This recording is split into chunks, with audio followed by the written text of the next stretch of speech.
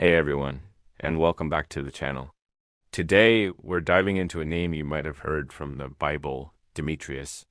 But here's a fun fact. Did you know there are actually two different men named Demetrius mentioned in the New Testament? Let's break it down. First up, we have a really great guy mentioned in the tiny book of 3 John.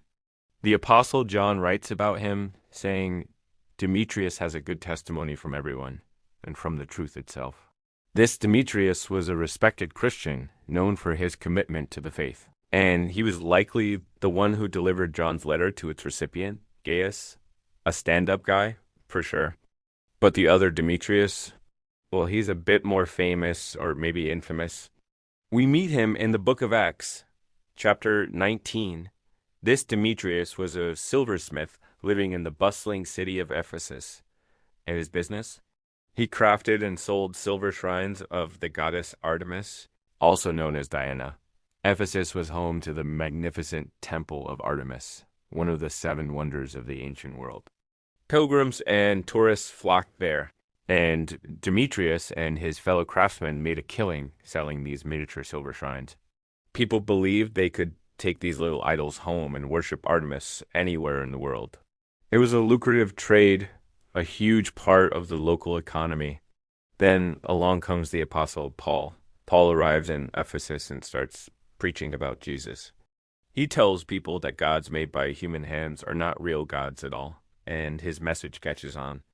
Many people in Ephesus and the surrounding region turn away from their idols and start following Christ. This was great news for the church, but terrible news for Demetrius's bank account. He saw his sales plummeting. Worried about his livelihood, he gathered all the other tradesmen who depended on the Artemis industry. He stirred them up, saying, "Friends, you know we make a lot of money from this business, but this guy Paul is turning people away from our goddess. He says our handmade gods are worthless. Soon, our trade will be ruined, and the great temple of Artemis will be discredited." Demetrius framed his protest as a defense of Artemis's honor, claiming he was worried about her divine majesty being robbed.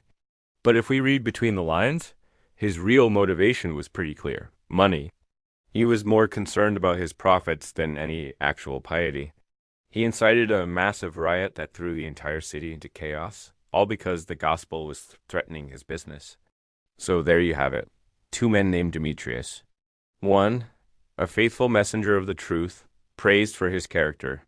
The other, a man who prioritized profit over truth and tried to silence the gospel to protect his income. It's a powerful reminder